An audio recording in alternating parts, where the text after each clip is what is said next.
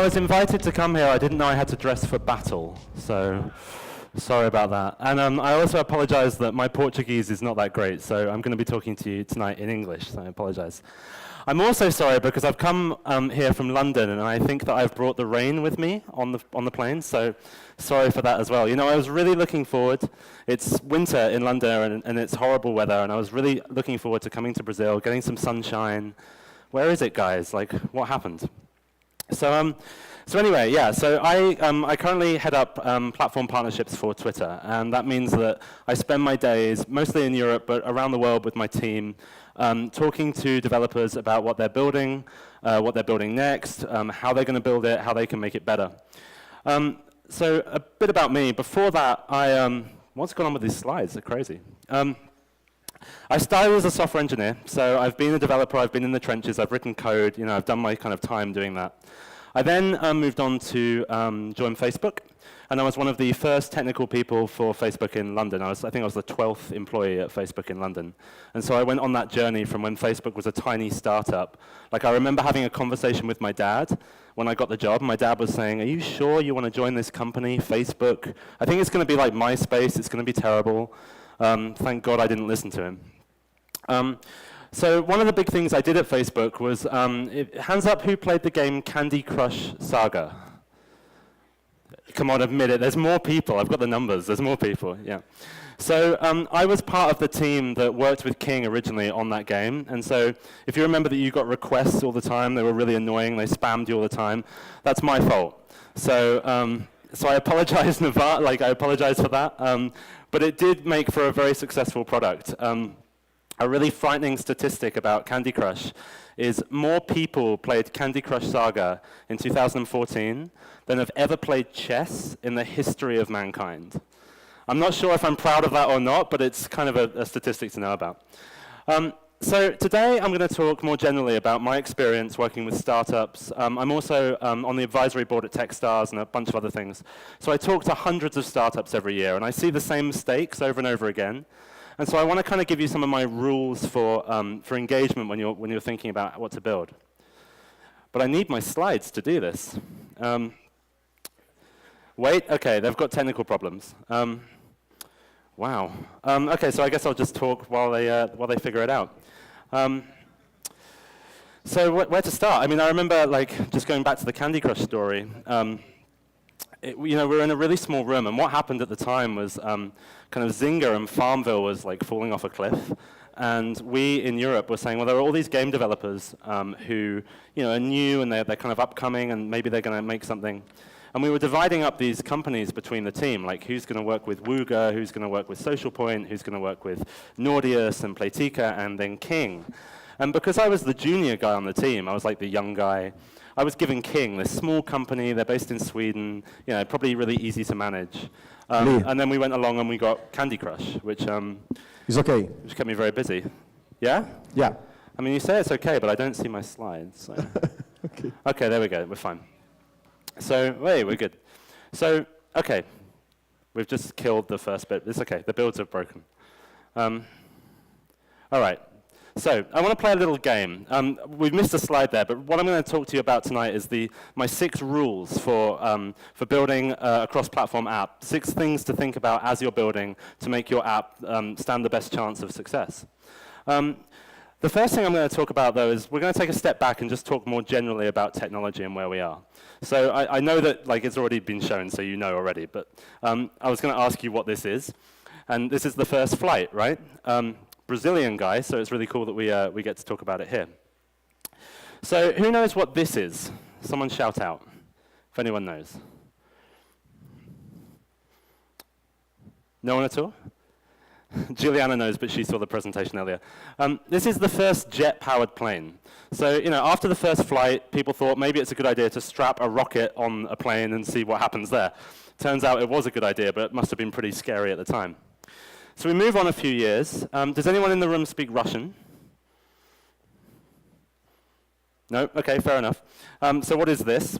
Well, this is the introduction of Aeroflot. So if you or I were citizens of the USSR in the 1940s, we would have been able to buy, for the first time ever, a commercial ticket for a rocket-powered plane. This was like a first. It's a pretty big deal.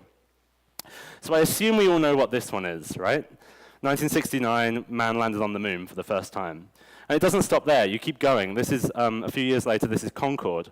This is actually the only photo ever taken of Concorde flying at supersonic speed, which is pretty cool. And I didn't know this, but I learned the record was from flying from London to New York on Concorde was 2 hours, 40 minutes, which is just mind-blowing, because you sit on a plane for 9 hours these days. So why am I showing you this? What does it matter? Well, the thing I want you to think about is the time delta between each one of these innovations. So, we waited hundreds and hundreds of years from man being on the Earth, thousands of years, before we got the first flight. And then from there, consistently, we got smaller and smaller time increments for each additional innovation. And so it kind of shows that humans as a species are very good at innovating once we've developed a technology. We're very good at building upon what's come before. So another way of looking at this is the speed of innovation increases as the technology matures. We can draw this analogy out in tech as well. So the internet arrived in the 1960s with ARPANET, US colleges, and scientific institutions. That's where kind of the internet got its birth. But it wasn't until kind of 1993, with the invention of HTTP and the first web browsers, Netscape or Mosaic back then, that the web took off in the way that we know it and love today. You move on a bit, 1999, the dot-com boom, and that brings us companies that we still use today, eBay, Amazon, etc. And then I think the next kind of step change happened around 2007, the introduction of the iPhone, 2008, introduction of Android, and then the app stores on top of that. And then now, there's so much we can talk about. There's cloud, there's AR, VR, bots, IoT, self-driving cars. More and more stuff is building on what's come before. So the same kind of curve occurs. So a way of looking at this is that as a technology matures, as an area of technology matures, speed increasingly matters. Your time to market, the time you take to innovate matters more and more as a technology matures. If you're building something brand new, you can take all the time in the world. But if you're building on top of what's come before, you need to move fast. So my first rule is that speed matters. And this is really critical for if we're building apps, which is a relatively mature ecosystem today. So what I would advise is set yourself up, set your company up to keep speed as you scale as a company. As you bring on more employees, as your app grows, as you gain users, take steps now so that you can keep that speed, keep that momentum of innovation. So I previously worked at this company called Facebook, and they had a very famous motto called move fast and break things. And Mark Zuckerberg used to drill into us that if you weren't breaking things, then you weren't trying hard enough, you weren't moving fast enough. And that every employee, from the intern who started on day one through to one of the other founders, has the same empowerment to try things and to break things, to innovate. And this isn't just like a mantra that was said. It's not just a kind of a phrase that kind of sounds cool. We really meant it. So every developer has access to a single code directory which contains all of the code for Facebook. So the front end, the back end, photos, Messenger, now Instagram, WhatsApp, etc., all of the Facebook property is available on one code base that everyone has access to. So it doesn't matter if you're 18 years old, it's your first day as an intern in the company, you get the same code base. You don't have to ask people for their permission to try something. You have full access. We have the same kind of philosophy at Twitter, and we've built tools to help you move fast at scale. I'm going to talk a little bit about a tool that we have called Fastlane. So how many times do you see things like this in your office? We can't release the build because Chris is currently on vacation. Some guy in your office has the knowledge in his head on how to release the build, and because he's not there, you can't release. Or, the provisioning profiles are broken, it's a real pain, we don't have all the devices, how are we going to do this? It's really slow, let's just not bother. Or, we need the latest screenshots from the app to put on our website, and it's going to take us a day to create all those because, the iPhone 7 came out, and now we have to take new screenshots with the iPhone 7, and it just takes forever. Or, okay, we've found this bug, but it's not worth going through all this pain of pushing out a new build because, it's only a very small bug. We want to help you fix this, and so we've got some tools called Fastlane. So typically a release process goes like this. You have a version bump, you commit and push the final code, you set up your provisioning profiles, you do the build, you then export the package, you upload it to the app stores, you add your release notes, and then you push it out the door. You want this process to be as simple as possible. And the problem with a process that has multiple steps like this is every one of those steps means there's a potential for an error. If a human is doing it, humans make mistakes all the time, and this can be really painful. So we've packaged these up into a thing that we call a fast file that helps you kind of get started straight away. And they're very easy to understand commands that you give that then walk you through each of these steps. Then when you're ready, you fire off one command, and it does all the build. So this is it in action. So really straightforward, Fastlane beta. Here we're doing a beta release of an app that we're building. And it steps through all the things I mentioned. It checks the provisioning profiles, makes sure the device is in the right order, does all the screenshotting necessary to do the release, finally builds the package that you need, uploads it to the store, adds the release notes that you've added, and pushes it out the door. So what that means is it's no longer locked in one guy's head or one girl's head, right? If it's your first day at the company, you can run this command, you can produce a build. So I really encourage you to think about tooling like this. Think about building this into your workflow so that if you need a release today, something went wrong, you need to push something out really quickly, you can do that without too much pain. So there are a ton of tools like this, continuous integration tools. And Fastlane is one, I encourage you to check it out. But I think what's really important to drill home is that culture matters way more than tooling. Like, there are all the tools in the world, but really, if your developers don't feel empowered to innovate, to try things, to break things, then all the tooling in the world is not going to save you. So I really encourage you to think hard about your culture and about how, enabling everyone to do this stuff. And it's worth saying that, Facebook and Twitter have huge dev teams, right? Thousands of developers. And yet we managed to keep this going. So I'm sure it's possible for you in a smaller team. Okay, number 2, my second rule, is fix your funnel from the bottom up. So typically you have a user funnel, right, where you have users being acquired at the top through marketing, through advertising, whatever it is. And then they download your app and some drop off. And then they sign in and some more drop off. And then slowly the number of users you have left gets smaller and smaller and smaller. Well, I like thinking about it more like an hourglass in a funnel, because at the bottom you've got users who are churning out the bottom end, right? They've gone through all the steps. They've downloaded your app. They've signed in. They've tried it out. But you know what? The next day comes around and they're not really interested anymore. And they leave.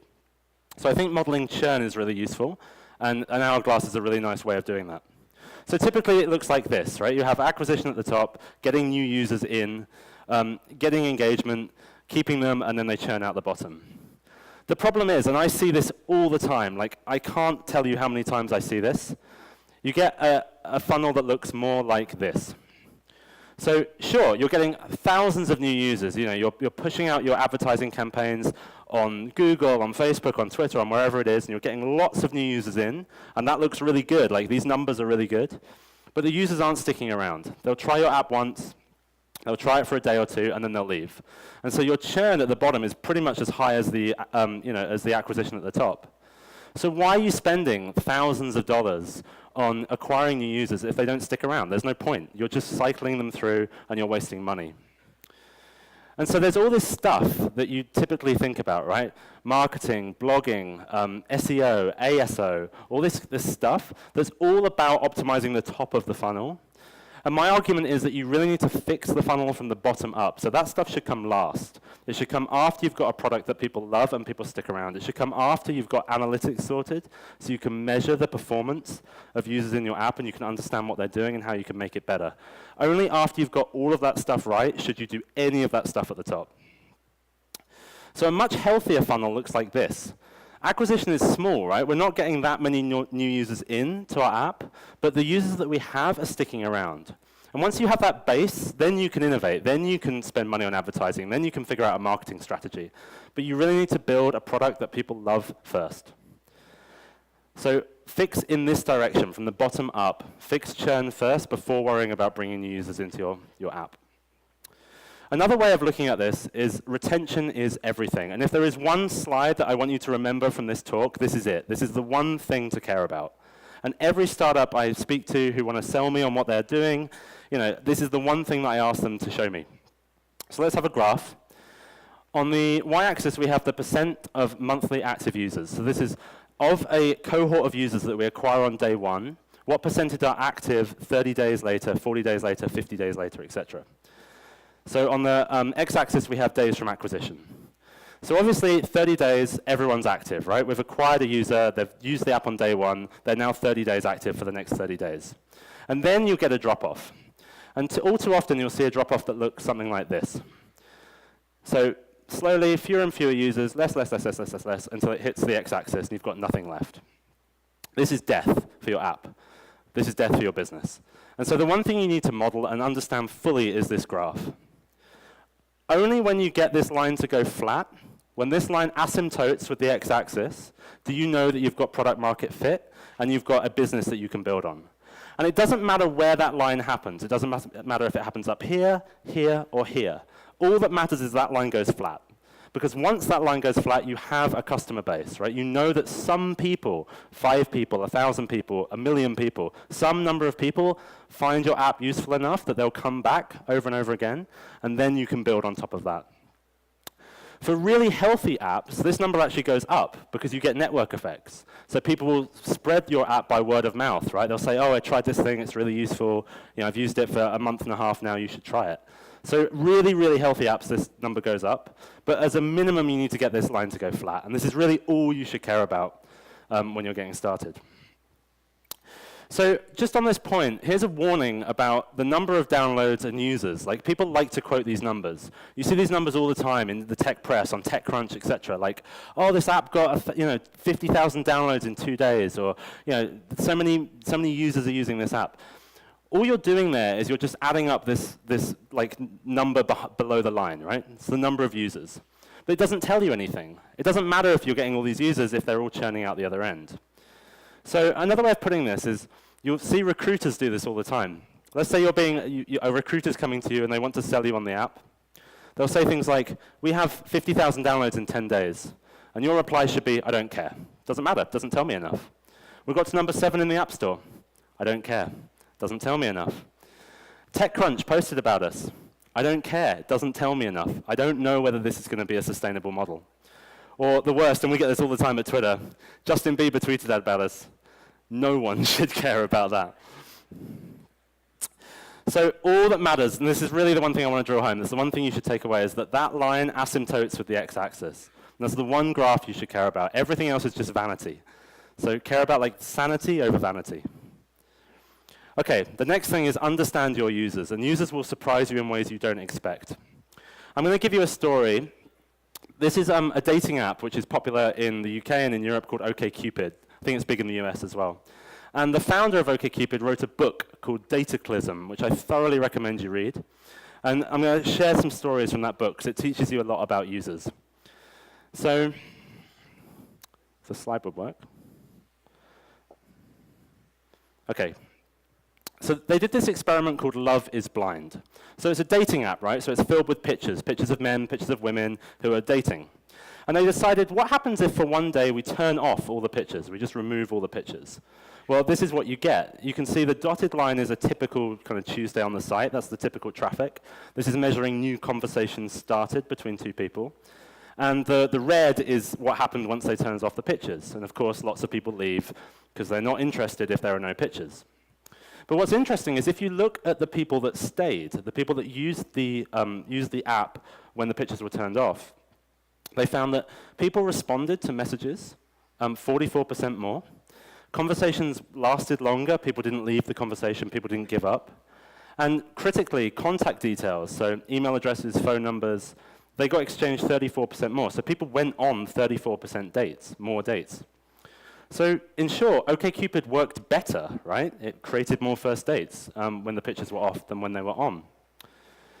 So that sounds good, right? Like we should turn the pictures off because the site works better. Well, no, not really. Because it turns out that when you turn the pictures back on, all of the conversations that people were having all died. So the moment that people learned who it was they were speaking to, suddenly, like, they died. So what this shows is that pictures really matter on a dating site, right? They're really important. Another example. This is an old version of the website, and they used to let you rate a user with 2 axes. The first is looks, and the second is personality. So you can imagine that you'd get a range of people, right? You'd get some people that are very, very good looking, but have like not a great personality.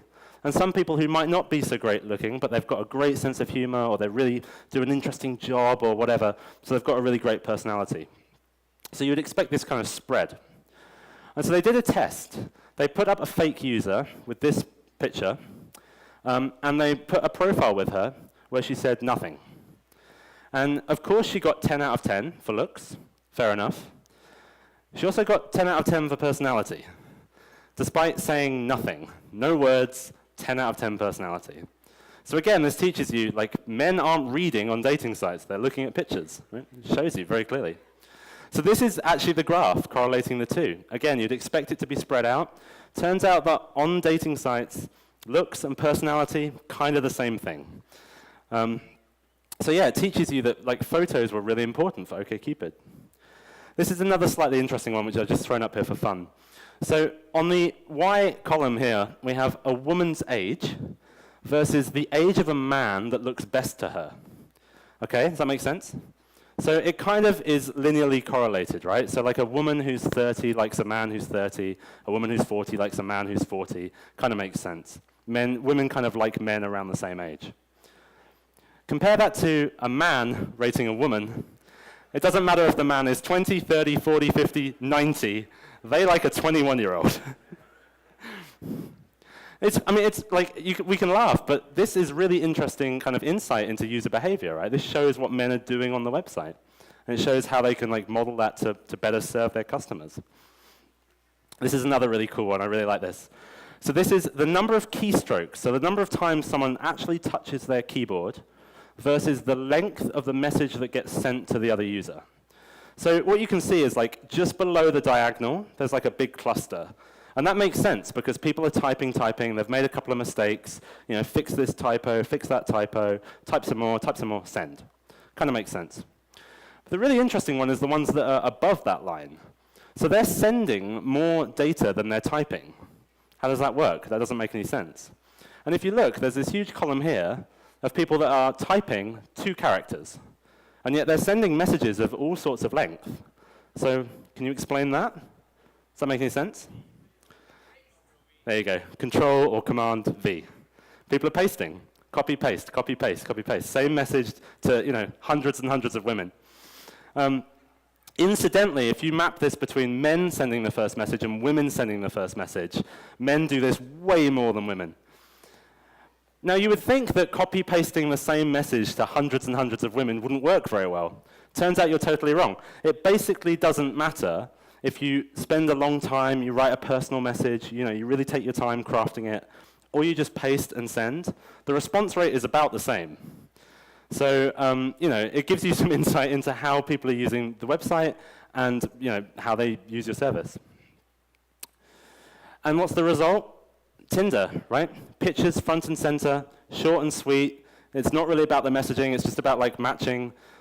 This exists because of, like, user behavior, because of what they like, and this is what's come out of these kind of learnings over the years. So it just shows that if you can understand user behavior at a fundamental level, you can build, like, world-beating apps, because you serve the need much better than you perhaps thought the need was there in the first place. Okay, moving on. Number 4, build for the world. And this is really critical when you reach, like, a big set of scale like we have at Twitter and like we had at Facebook. So this is a graph of telemetry of the Facebook app from Android devices. So what you can see here, this is a couple of years old, but you get the idea. There's this long tail of crappy Android phones out there, right? Just phones, like, who knows where they're manufactured, what kind of version of the OS they're on. There's just this crazy amount of devices out there. Fragmentation is everywhere. So gone are the days where you can build for a homogeneous install base. Back in the day before Facebook, I worked in the games industry. I built games for, like, the PlayStation. And, you know, you knew what you were building for. You knew the hardware, and that meant you could build perfectly for that hardware. Those days are gone, and you have to support these old versions, even if it's a real pain. You would say, okay, well, it's better on iOS. No, it really isn't these days, right? There's so many different iOS devices, so many different processor types, different screen resolutions. It's getting just as bad on iOS. And this means that old versions of your app don't die. This data is old, but this is Facebook telemetry data about the versions of Facebook running in the wild. And if you can see by like all these colored lines on the bottom of the graph, these are old versions of the Facebook app, versions that are a year old, that are still running somewhere in some remote part of the world on some crappy device. And so that means that when you release a version of the app today, you have to think, will this app still work in 3 years' time? Because there are going to be people out there using it in 3 years' time. So when you're designing your APIs, you're designing your endpoints, designing your server-side stack, you have to think, really, is this something that we can support for a long period of time? This is made worse because increasingly we're relying on the app stores for discovery. And the app stores are predicated on reviews. And actually, if you think about it, it's the first thing that a user sees when they go to your app. They search for it on the App Store, they land on your app detail page, and they get this, right? So if you're getting negative reviews from people on an old version of your app on an old phone, they're going to leave these reviews, and new customers are going to see it as the first thing. So the problem is made even worse because the tools you get to debug these crashes, these issues, are really impossible to debug. So here's a standard iOS crash report. If we look in carefully, we can see, okay, it's the Twitter app that's crashed. Can't really tell much else, right? I don't know these memory addresses from anything else. So we've built tools at Twitter to help you out with this, and I just wanted to show you very quickly. This is one of our Fabric tools called Crashlytics. And this helps you debug these issues. This helps you figure out what the device was doing at the time of the crash. What was the state of the memory? What was the state of the disk? Was it in portrait or landscape? Was it on 2G, 3G, 4G, Wi-Fi? And it gives you all the tools necessary to dive in. This tool is completely free, and so I really encourage you to check it out and build for stability from day one. The other thing to say, and we get this all the time, so I'm based in London, but I spend a lot of my time on the road. And in emerging markets, I spend a lot of my time in India, in Southeast Asia. And I think it's very easy, especially for us in London, for my colleagues in San Francisco. We're in a beautiful office on a MacBook Pro, iPhone 7, amazing broadband. We're used to building for these beautiful devices. But just think all the time who you're actually building for. Typically, the typical use case, the majority use case, is a crappy Android phone bought for $5 in some store, running on a 2G connection. That's the state of the world today. And it's very easy to forget that when you're building your apps. So take steps to slow down your testing connection, slow down your graphics hardware, whatever it might be, and build for the real world. Another thing to say as well, we're seeing this increasingly at Twitter, email is history. So I'm sure most of you developers in the room, you signed up to the internet very early, you signed up with a desktop computer, and your first state of the internet was an email address and a password. And that was great until we moved on to mobile, where typing in an email and address and a password kind of sucked. So then came the social logins, Facebook login, Google login, LinkedIn, Twitter, etc. And that's worked for a while. But increasingly in some of these emerging markets, in places like India, Indonesia, Malaysia, the first way that people are getting online is not with a computer at all, it's with a phone. And so their first form of identity no longer is an email address, it's a phone number. And so they don't have the concept that I should sign up with an email address. It's just not there for them. So they sign up with a phone number. Again, with Twitter, we see this all the time. We have a tool that's white labeled that you can start using called Digits that helps people sign up using their phone number. So really think about who you're building for, who your audience is, because they actually don't look so much like us these days. The next billion users who are going to come online are going to sign up this way rather than the way that we have. It's worth thinking about. Okay, number 5. Test, iterate, and measure, but do it judiciously. It's very easy to make very simple mistakes when you're testing at scale. So this is really about focusing on the retention part of the funnel. And I mentioned, fix the funnel from the bottom up, so this is something I really want to focus on. I want to play a little game here. This is real data from the Facebook gaming platform from a couple of years ago. On the y-axis, we have ARPU, a word I can't really say. It stands for average revenue per paying user. So once you have a user that's going to give you some money in a game, you obviously want to get the most money out of that user. You want them to keep spending money over and over again. On the x-axis, we have the percent of payers. So of your 100% of people that are playing, what percentage of them are going to give you some money or are actually going to pay for something in your game? And typically this is very low. It's 2, 5, maybe 10% tops. So obviously you want that number to be much higher. So these are real games that came from the Facebook platform. We have A, B, C, and D. So which game do you think has the best monetization? Is it the game A, which has only a few people paying them money, but they're paying them lots of money, like hundreds and hundreds of dollars? Or is it game D, which has people spending very little money, but lots of people doing it, which is better? B, somewhere in the middle. Interesting, yeah. So that's what I thought as well when I looked as well. Turns out the answer is C. And it's a bit of a trick question because there's something that we're not measuring here, and that's retention. That's the thing that I've sort of tried to drill home that's the most important thing. Game C doesn't have the best percentage payers, it doesn't have the best ARPU, it doesn't have the best revenue from each player, but it's kept those players sticking around for a long period of time. Game C is actually Candy Crush. And the point is that users were playing that game for months and months at a time. And so it doesn't matter if they didn't pay on day one or even week one or month one. Eventually they're going to pay you some money and they're going to stick around and keep doing it. And so in the long run, that's where you get the most value. This is a better way of looking at it. So you have game A, which is incredibly aggressive about getting you to pay money. So they'll throw promotions at you. They'll say, buy this now, it's 30% off, introductory offer, welcome to the game, we'll give you this, give you that. And sure, it works. People will spend that money. But they'll churn out of the game really fast because it's really aggressive. They feel like they've got what they want and they disappear. Far better is game B, which is much softer at selling you the initial thing, but they keep you addicted to the game, keep you coming back. And so over a long period of time, you end up getting more from them. So the point I'm making is if you just optimize for the wrong metrics, you'll get the wrong conclusions. You have to think about the problem you're addressing holistically to get the best ultimate result. Another one that we see all the time is that A/B testing will surprise you. So here we have two variants. This is a case study from Optimizely, which is one of our Fabric partners. And their kit's available in Fabric, and you can use it for free and get started. So here we have a EA website selling SimCity. We have variant A, which shows you that if you pre-order, you get $20 off your next purchase. So great, you get some money off. We have variant B, which doesn't do that. Which do you think would perform better? The one where they know they're going to get some money off, or the one where they don't? Well, I thought it would be A, because, that's cool. Everyone wants to get some money off. Turns out that B performed way better, way better, 43% better, which is a big deal at this scale. And the reason is very simple. By having that giant banner there, on smaller screens, the actual buy buttons were pushed down below the fold, and that meant that people dropped off.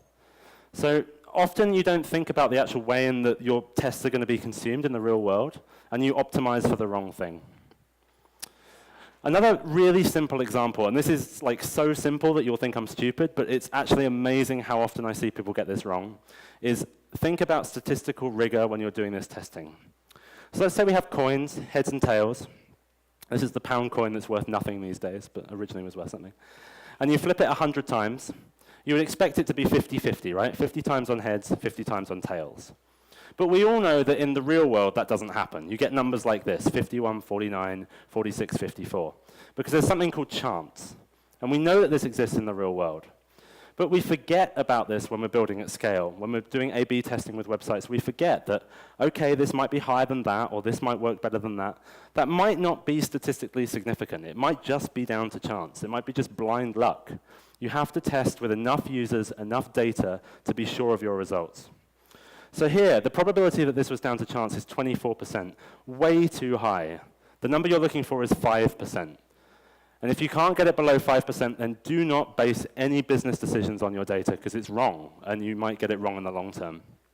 So again, really focus on this stuff. And then my last point is actually the simplest of the lot, which is outsource. There are so many software-as-a-service companies these days, and they'll do everything for you, from emailing, backend, push notifications, analytics, you name it, there's something out there to help you. My advice to the startups that I talk to is, if it's not the core of your business, if it's not the thing that you are doing, then get it out there. So if you're not an email campaign company, give your email campaigns to someone else. If you're not a push notification company, do your push notifications through someone else, et cetera, et cetera. Because those companies are going to care way more about solving that problem than you do. So if it's a question of like, do we build this in-house, or do we spend a bit of money and get this service, the answer I always give is spend the money. Because time is way more valuable than just like raw cash, even when you're strapped as a startup. We have a bunch of tools to help you get started with Twitter. Fabric is a bunch of them. I encourage you to check it out. So those are my 6 rules. 1, speed matters. Time to market matters. Do everything you can to ship, because you learn more the more you ship. 2, fix your funnel from the bottom up. This is the most important one. Retention is everything. Don't care about anything else until you get retention right. Number 3, understand your users. Users will surprise you in ways you don't expect, and the more data you can collect about your users, the more you'll learn. Number 4, build for the world. We're not all on smartphones, beautiful iPhones, beautiful high-end Android devices on a 4G connection or on Wi-Fi. We're not, and it's important that you think about that when you're building. Number 5, test, iterate, and measure. The more that you test, the more that you iterate, the better you're going to get.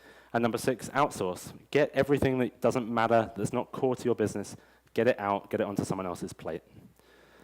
There's a bunch of tools about Fabric that I haven't talked about that I encourage you to check out. Here are some URLs. Fabric.io is really the one you want to get started with. I'll let people take some photos. So thank you very much for your time. Obrigado. Please tweet me any questions.